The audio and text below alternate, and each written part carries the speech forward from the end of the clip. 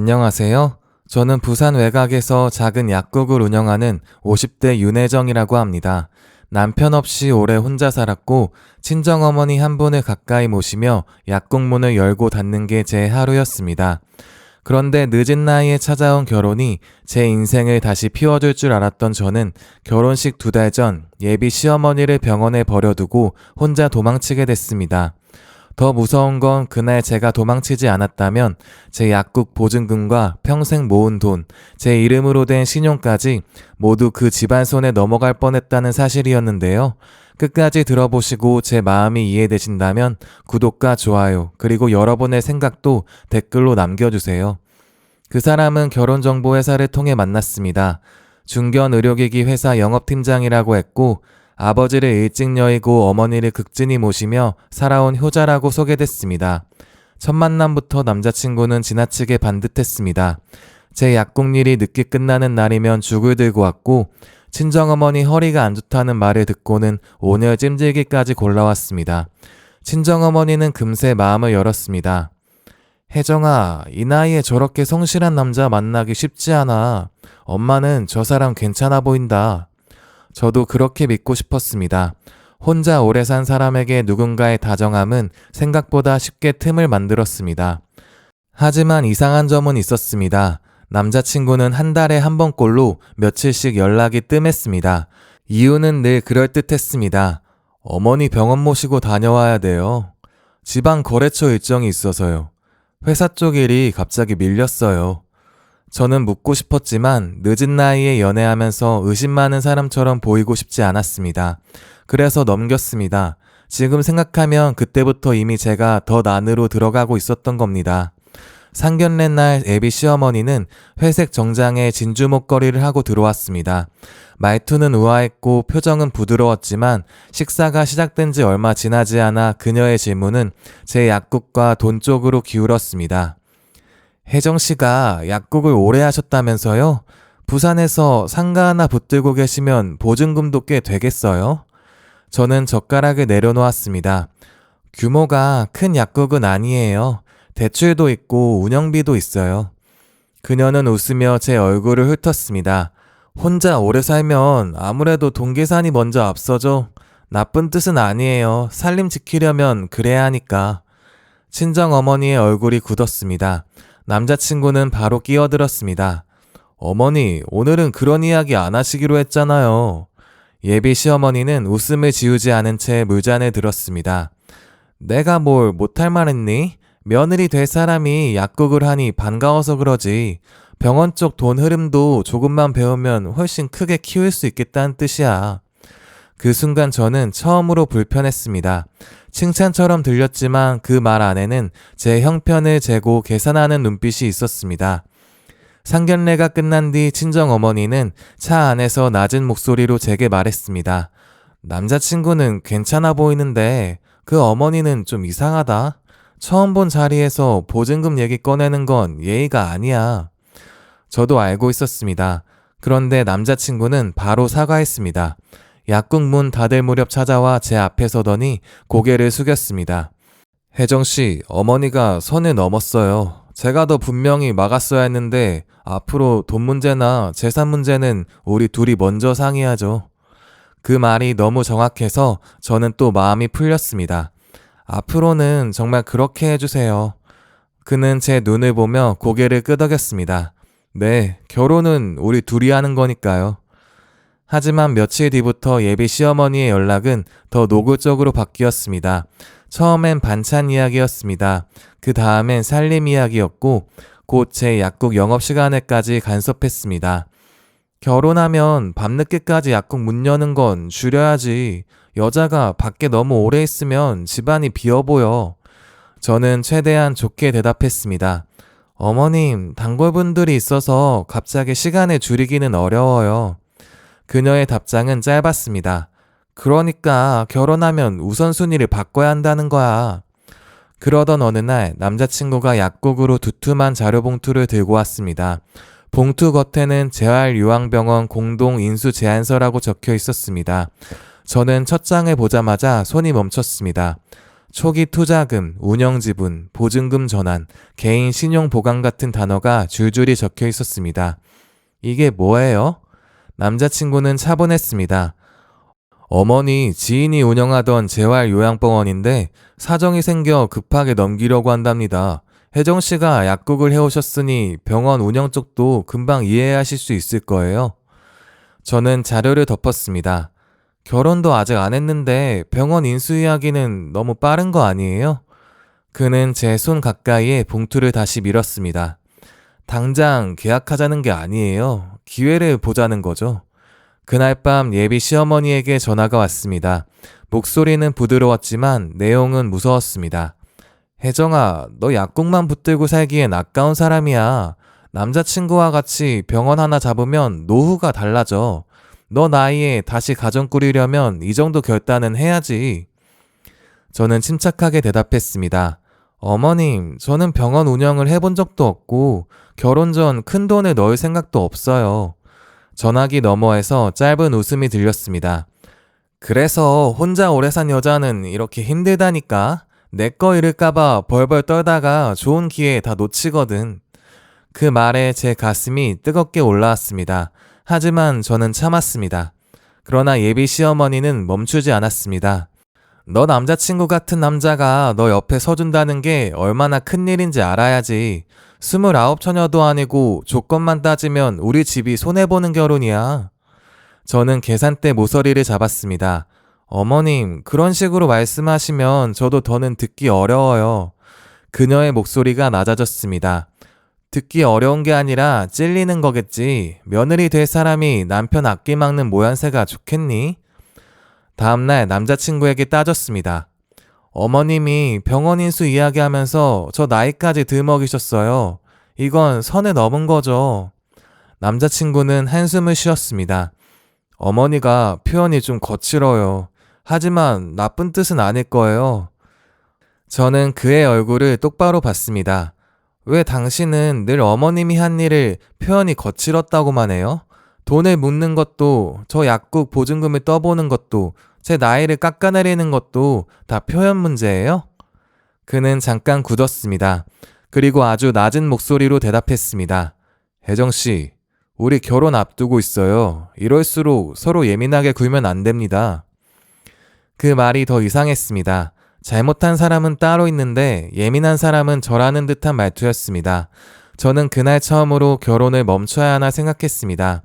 하지만 이미 식장은 예약됐고 친정어머니는 청첩장 문구를 고르고 있었습니다. 약국 단골 어르신들도 윤 약사님 이제 좋은 사람 만나 다행이네 라며 축하해 주셨습니다. 저는 그 모든 시선을 생각하면 뒤로 물러나기가 어려웠습니다. 며칠 뒤 예비 시어머니가 다시 전화를 걸었습니다. 이번에는 더 직접적이었습니다.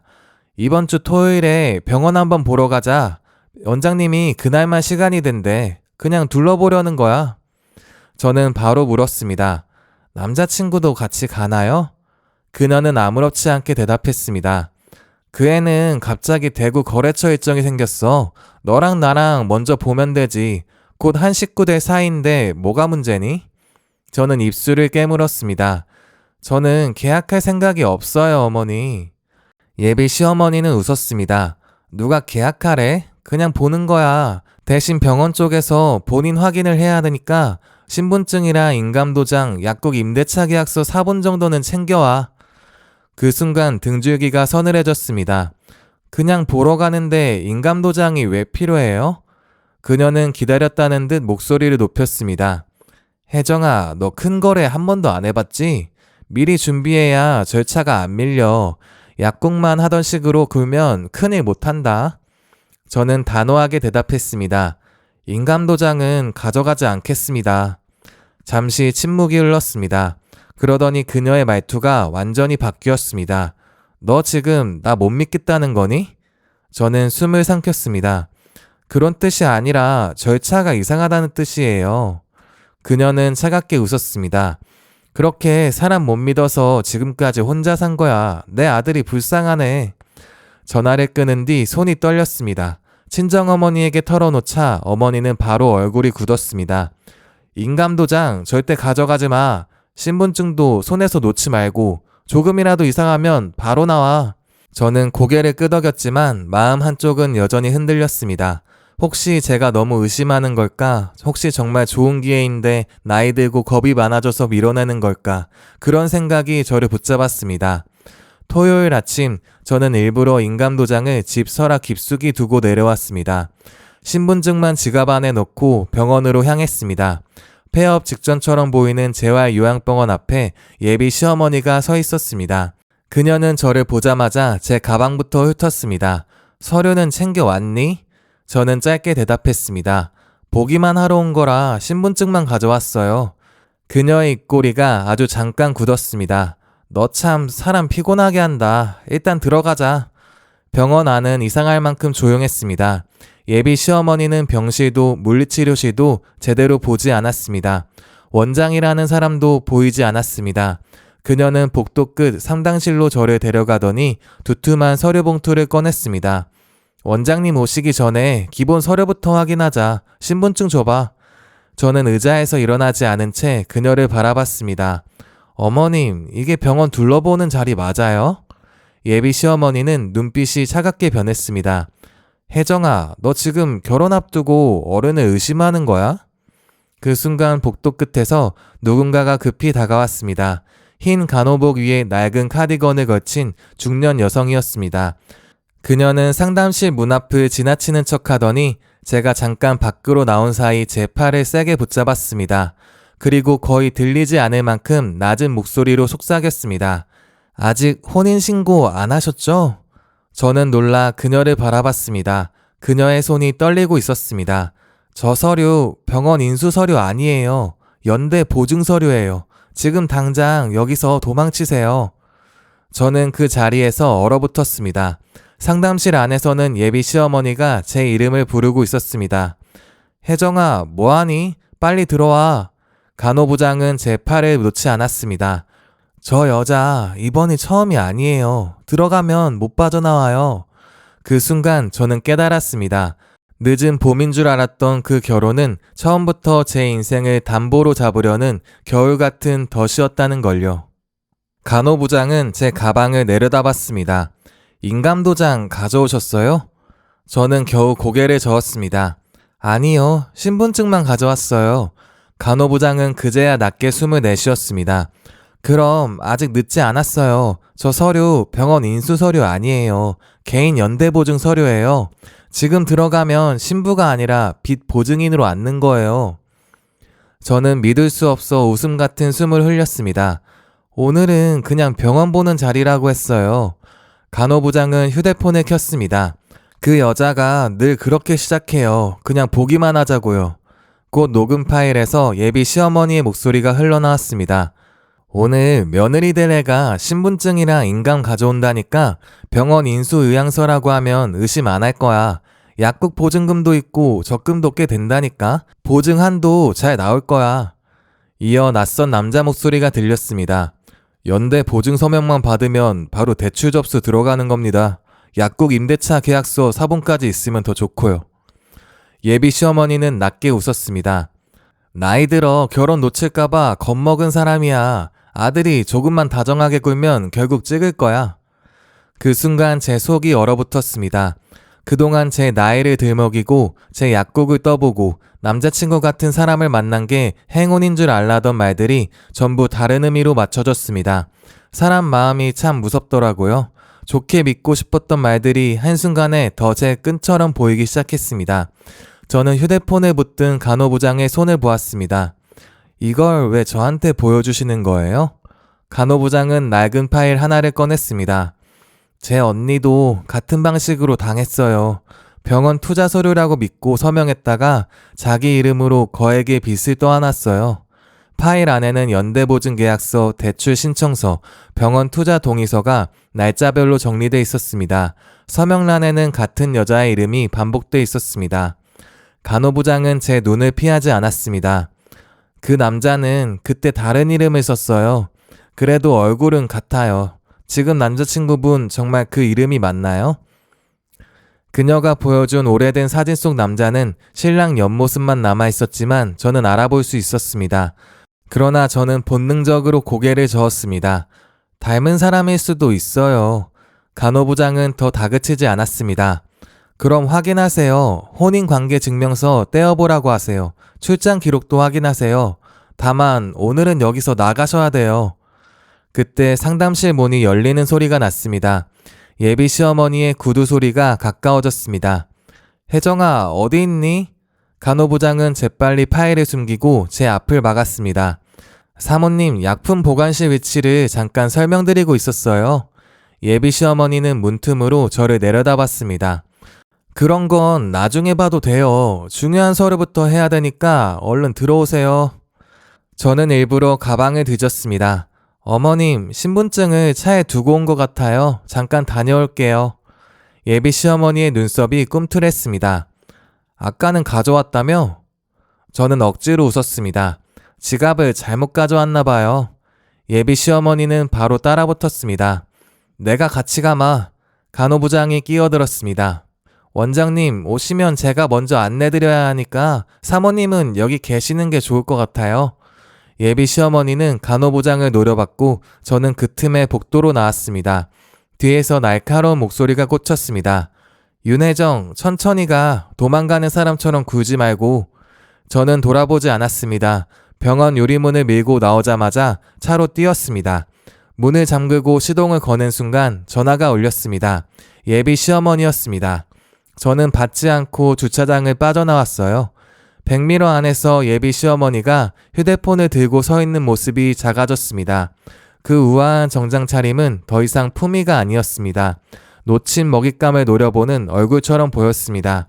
큰 길에 들어서자마자 친정어머니에게 전화했습니다. 엄마, 나 지금 집으로 갈게요. 아빠도 불러주세요. 절대 밖에 나가지 말고 집에 있어요. 어머니는 제 목소리만 듣고 바로 떨었습니다. 병원에서 무슨 일 있었어? 저는 운전대를 꽉 잡았습니다. 나 속을 뻔했어요. 제 이름으로 빚을 떠안길 뻔했다니까? 어머니는 더 묻지 않았습니다. 천천히 와. 엄마가 아빠한테 바로 전화할게. 집으로 가는 동안 전화와 문자가 폭주했습니다. 처음엔 걱정하는 척했습니다. 혜정아, 어디야? 어머니가 놀라셨대. 곧 말투가 변했습니다. 어른을 병원에 세워두고 도망가면 끝날 줄 알아? 결혼 앞두고 이렇게 굴면 우리도 가만히 못 있어. 청첩장 돌리기 전에 정신 차려. 저는 빨간 신호 앞에서 그 문장을 보며 손을 떨었습니다. 그들은 병원 서류로 저를 묶지 못하자 이제 결혼식과 체면으로 저를 묶으려 하고 있었습니다. 그때야 알겠더라고요. 사람을 속이는 사람들은 마지막까지 사랑이 아니라 체면과 죄책감을 들이밉니다. 친정집에 도착하자 어머니가 현관에서 저를 끌어안았습니다. 아버지는 거실에 앉아 있었습니다. 저는 병원에서 들은 녹음, 간호부장이 보여준 서류, 예비 시어머니가 요구한 인감도장과 약국 임대차 계약서, 그리고 남자친구와 닮은 오래된 사진까지 모두 꺼내놓았습니다. 아버지는 한 번도 말을 끊지 않았습니다. 이야기가 끝나자 낮은 목소리로 물었습니다. 그 사람 오늘 출장이라고 했지? 저는 고개를 끄덕였습니다. 네, 대구 거래처 일정이라고 했어요. 아버지는 안경을 벗어 내려놓았습니다. 그럼 출장 기록부터 확인해보자. 그리고 혼인관계증명서도 확인해야지. 그때 초인종이 울렸습니다. 인터폰 화면에 남자친구 얼굴이 떠 있었습니다. 평소와 달리 셔츠 단추가 풀려 있었고 머리도 흐트러져 있었습니다. 아버님, 접니다. 혜정씨와 이야기하러 왔습니다. 어머니는 제 손을 잡았습니다. 열지 말자. 아버지는 잠시 화면을 보다가 문을 열었습니다. 들어오게. 대신 여기서 하는 말은 전부 기록될 거야. 남자친구는 순간 멈칫했지만 곧 거실로 들어왔습니다. 그는 저를 보자마자 다가오려 했고 저는 어머니 뒤로 한 걸음 물러났습니다. 남자친구는 소파 앞에 서서 두 손을 모았습니다. 혜정씨, 오늘 정말 오해가 컸어요. 어머니가 절차를 조금 서두르신 건 맞지만 나쁜 뜻은 아니었어요. 저는 휴대폰을 꺼내 녹음 파일을 틀었습니다. 예비 시어머니의 목소리가 거실에 퍼졌습니다. 약국 보증금도 있고 적금도 꽤 된다니까. 보증 한도도 잘 나올 거야. 남자친구의 얼굴이 굳었습니다. 저는 그를 똑바로 봤습니다. 이것도 어머님이 조금 서두르신 거예요? 그는 입술을 떨었습니다. 그건 어머니가 표현을 잘못하신 거예요. 아버지가 낮게 웃었습니다. 연대 보증서류 준비한 게 표현 문제인가? 남자친구는 바로 대답하지 못했습니다. 아버지는 한 걸음 앞으로 나왔습니다. 자네 오늘 대구 출장이라더니 왜 이 시간에 부산에 있나? 남자친구는 휴대폰을 만지작거렸습니다. 일정이 취소돼서 바로 왔어요. 아버지는 손을 내밀었습니다. 그럼 거래처 일정표나 기차표 같은 걸 보여줘봐. 남자친구의 눈동자가 흔들렸습니다. 회사 일정이라 지금 바로 보여드리긴 어려워요. 아버지는 더 차갑게 말했습니다. 그럼 내일 혼인관계증명서부터 같이 떼보자고. 자네가 예전에 다른 이름을 썼다고 하더군. 남자친구의 얼굴에서 핏기가 빠졌습니다. 그건 너무 모욕적입니다, 아버지. 아버지는 바로 받아쳤습니다. 내 딸을 보증인으로 만들려던 사람이 모욕을 말하나? 그때 남자친구 가방 옆주머니에서 영수증 하나가 빠져나왔습니다. 제가 먼저 뽑아대자 그가 급히 손을 뻗었습니다. 영수증에는 대구가 아닌 경남 외곽 호텔 이름과 새벽 결제 시간이 찍혀 있었습니다. 저는 영수증을 들어보였습니다. 대구 거래처라면서요. 여긴 어디예요? 남자친구는 입을 열지 못했습니다. 저는 다시 물었습니다. 그럼 오늘 병원은 왜 안 왔어요? 어머님이 뭘 하려는 건지 정말 몰랐어요? 그리고 이 호텔엔 누구랑 있었던 거예요? 그는 한참 침묵하다가 무릎을 꿇었습니다. 혜정씨, 제가 사실 빚이 조금 있습니다. 거실이 얼어붙었습니다. 어머니가 제 어깨를 잡았고 아버지는 눈을 가늘게 떴습니다. 정확히는 저도 잘 몰라요. 어머니가 정리해주고 있거든요. 그 말 한마디로 모든 게 끝났습니다. 병원 인수, 연대보증, 약국보증금, 인감도장, 제 나이를 깎아내리던 말들까지 전부 한 줄로 이어졌습니다. 그러니까 제 이름으로 빚을 돌리려고 한 거네요? 남자친구는 고개를 저었습니다. 그렇게까지 하려던 건 아니에요. 아버지가 차갑게 끊었습니다. 그렇게까지가 아니면 어디까지 하랬나? 그 순간 제 휴대폰이 울렸습니다. 예비 시어머니였습니다. 윤혜정, 너 지금 뭐 하는 짓이야? 병원에서 도망가면 끝날 줄 알아? 아버지가 휴대폰 가까이 다가갔습니다. 지금 스피커폰입니다. 여기 그쪽 아들이 함께 있어요. 연대보증 녹음과 서류는 확인했거든요. 전화기 너머가 잠시 조용해졌습니다. 그러다 그녀의 목소리가 낮게 깔렸습니다. 사돈, 혜정이가 나이가 있다 보니 겁이 많아서 이를 키운 거예요. 저는 더는 참지 못했습니다. 어머님, 제 나이 얘기 그만하세요. 제가 겁이 많아서 도망친 게 아니라 어머님이 저를 속이려 해서 나온 거예요. 예비 시어머니는 바로 본색을 드러냈습니다.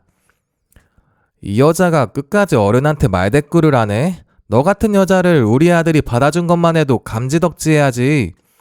남자친구는 고개를 숙였습니다. 저는 그 모습을 보고 완전히 마음을 접었습니다. 받아준 게 아니라 이용하려고 한 거겠죠. 예비 시어머니는 숨을 거치게 몰아쉬었습니다. 너 이 결혼 깨면 위약금 감당해야 될 거야. 청첩장 돌림값, 식장 위약금, 우리 아들 정신적 피해까지 다 받을 거야. 아버지는 바로 통화를 끊었습니다. 남자친구는 제 앞에 무릎을 꿇은 채 매달렸습니다. 혜정씨, 제발 한 번만 더 생각해주세요. 제가 다 정리하겠습니다. 저는 그를 내려다봤습니다. 죽을 들고 약국 앞에 서 있던 남자, 친정어머니 허리를 걱정하던 남자, 제 외로움을 알아주는 척 했던 남자가 이제는 전혀 다른 사람처럼 보였습니다. 정말 이상하죠? 같은 얼굴인데 마음이 식고 나니 전혀 모르는 사람처럼 보였어요. 저는 오늘 병원에서 신부가 아니라 담보였어요. 그는 고개를 저었습니다. 그렇게 생각하지 마세요. 저는 뒤로 물러났습니다. 생각이 아니라 사실이에요. 아버지는 현관을 가리켰습니다. 나가게. 내일 서류 확인 전까지 우리 딸에게 연락하지 마. 남자친구는 비틀거리며 일어났습니다. 현관 앞에서 마지막으로 저를 돌아봤습니다. 저는 당신을 사랑했어요. 저는 아무 말도 하지 않았습니다. 그 말은 사랑이 아니라 빛 독촉처럼 들렸습니다. 문이 닫히자 어머니가 저를 끌어안았고 저는 그제야 손에서 힘이 풀려 영수증을 바닥에 떨어뜨렸습니다. 그날 밤 예비 시어머니의 협박 문자가 계속 쌓였습니다. 너 약국부터 소문낼 거야. 나이 먹고 남자한테 버림받은 여자가 어떤 꼴 나는지 보자. 위약금 준비해. 저는 하나하나 캡처했습니다. 무서웠지만 이제는 도망만 칠 수 없다는 생각이 들었습니다. 새벽 무렵 간호부장에게 메시지가 왔습니다. 무사히 나오셨나요? 저는 떨리는 손으로 답했습니다. 살려주셔서 감사합니다. 그런데 그 사람들 대체 누구예요? 잠시 뒤 답장이 왔습니다. 내일 만나서 말씀드리겠습니다. 당한 사람들이 더 있어요. 저는 그 문장을 읽고 잠시 숨을 멈췄습니다. 제가 빠져나온 덫은 오늘 처음 놓인 게 아니었습니다. 오래전부터 다른 여자들을 삼켜온 구덩이가 이번엔 제 이름 앞에서 겨우 멈춘 것이었습니다. 다음날 오전 저는 약국문도 열지 못한 채 간호부장이 보낸 주소로 향했습니다. 병원 근처 낡은 찻집 안쪽 자리에서 간호부장은 오래된 수첩과 두꺼운 파일 봉투를 앞에 두고 기다리고 있었습니다. 제가 앉자마자 그녀는 바로 수첩을 밀었습니다. 이건 제 언니가 남긴 거예요. 언니도 재혼을 앞두고 있었고 상대는 지금 당신 남자친구였던 사람이에요. 그때는 다른 이름을 썼어요. 저는 수첩을 펼쳤습니다. 병원 이름, 통화 시간, 예비 시어머니 말투, 그리고 투자 서류라는데 이상하다라는 문장이 삐뚤게 적혀 있었습니다. 간호부장의 목소리가 낮아졌습니다. 언니는 병원 투자 서류인 줄 알고 연대보증에 서명했어요. 그 뒤로 빚 독촉이 회사와 집으로 들이닥쳤고 결국 가족 곁을 떠났어요. 저는 그 마지막 전화를 받지 않았어요. 그 말에 찻집 안이 순간 멀어지는 것 같았습니다. 간호부장은 눈물을 닦을 틈도 없이 파일을 열었습니다. 거기에는 연대보증계약서, 가짜 병원 투자 제안서, 피해자 명단, 예비 시어머니의 통화 녹취록이 정리돼 있었습니다. 저 사람들은 돈 있는 중년 여성, 재혼을 앞둔 여성, 혼자 가게나 약국을 운영하는 여성만 골랐어요. 처음엔 다정하게 접근하고 그 다음엔 나이와 외로움을 건드립니다. 마지막엔 인감도장과 신분증을 요구해요. 저는 제 휴대폰에 쌓인 협박 문자를 보여주었습니다. 간호부장은 화면을 보자마자 얼굴이 굳었습니다. 방식이 그대로네요. 저는 더는 피하고 싶지 않았습니다. 그냥 파혼하고 끝내면 저 사람들은 또 다른 여자를 찾겠죠? 간호부장은 고개를 끄덕였습니다. 그래서 제가 멈추지 못했어요. 그날 오후 저는 친정아버지와 함께 변호사 사무실로 갔습니다. 간호부장, 과거 피해자 가족, 병원 관계자까지 다 모인 자리였습니다. 변호사는 자료를 넘기며 단호하게 말했습니다. 이건 단순한 파혼이 아닙니다. 반복된 사기 시도이고 위약금 협박은 공갈로 볼 여지가 큽니다. 저쪽이 위약금 협상 자리를 요구했으니 그 자리를 역으로 이용합시다. 저는 그 자리에서 제가 할 수 있는 일을 찾았습니다. 예비 시어머니는 저를 약국이나 지키던 여자라고 무시했지만 저는 약국 장부를 정리하듯 피해 날짜와 서류 문구, 계좌 흐름, 문자 패턴을 하나씩 맞췄습니다. 이상하게도 손이 떨리지 않았습니다. 제가 평생 지켜온 작은 약국의 습관이 이번엔 저를 지키는 무기가 되고 있었어요. 며칠 뒤 예비 시어머니는 내용 증명을 보내왔습니다. 결혼식장 위약금, 청첩장 비용, 남자친구의 정신적 피해, 집안 망신 보상까지 합쳐 1억 8천만 원을 요구했습니다. 변호사는 그 서류를 보며 짧게 웃었습니다.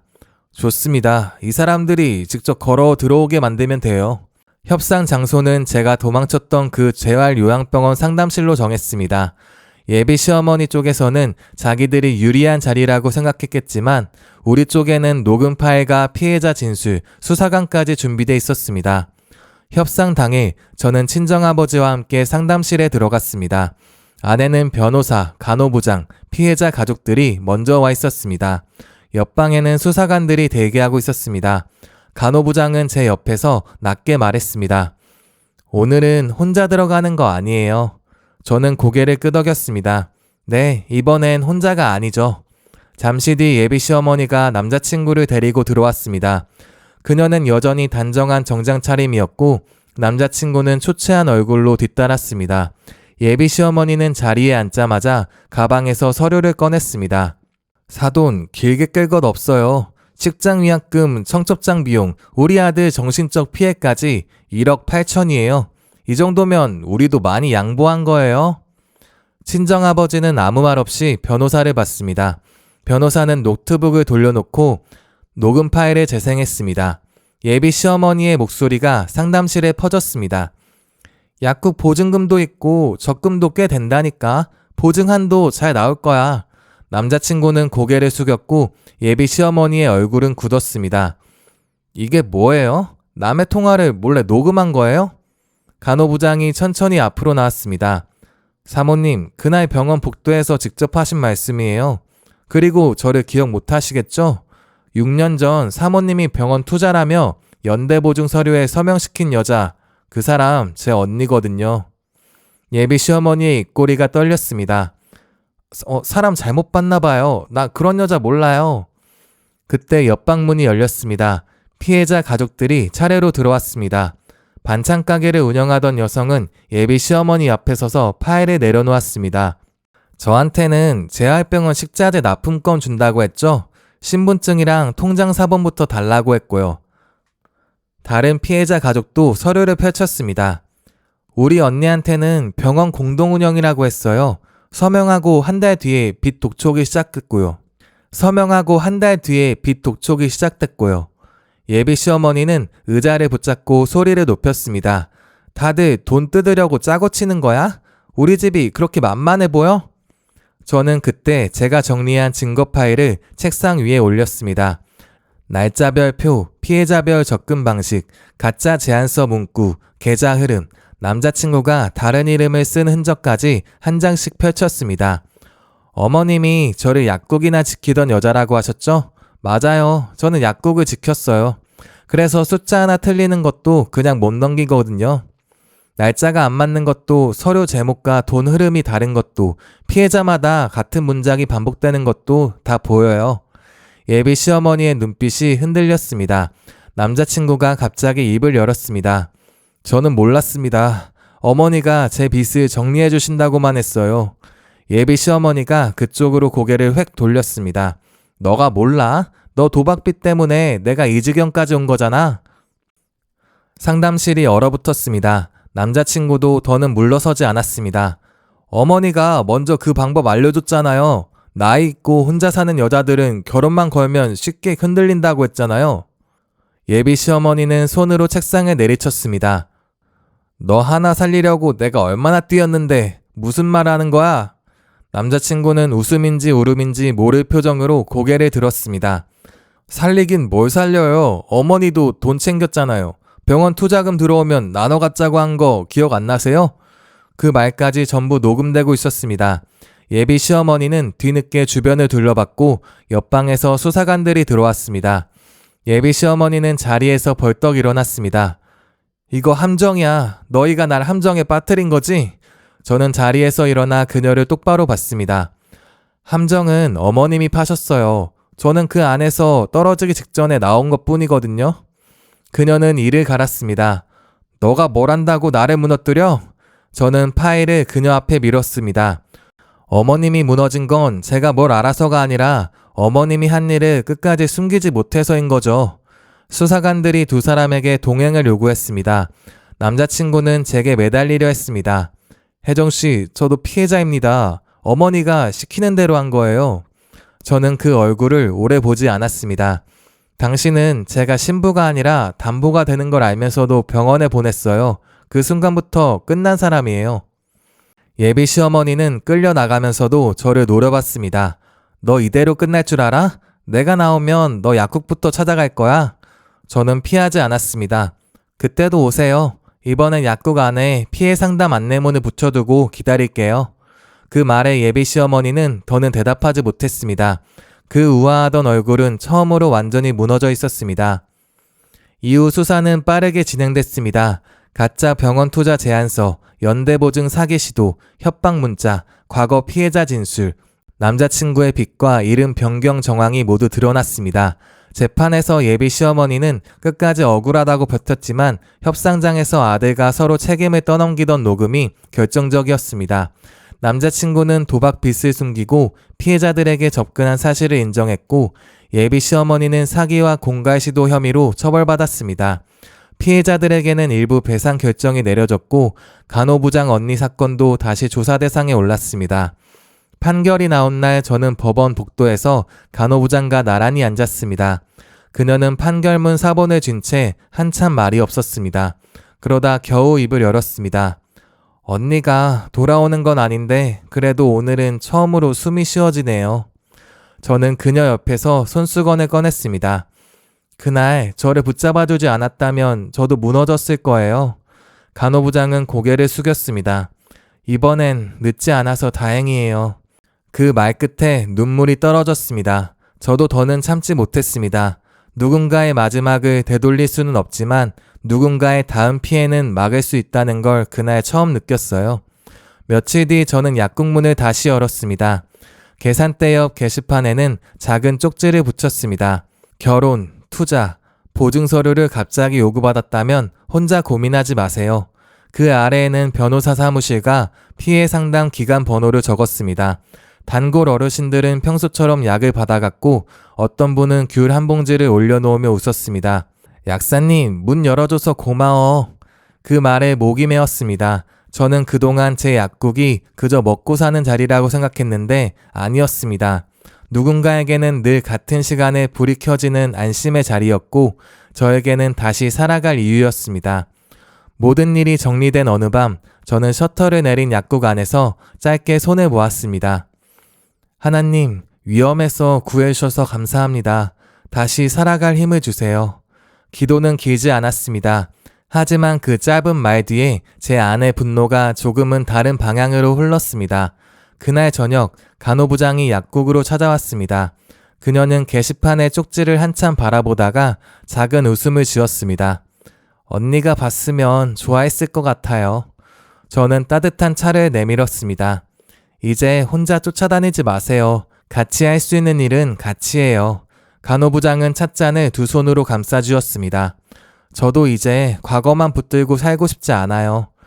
우리는 한동안 말없이 차를 마셨습니다.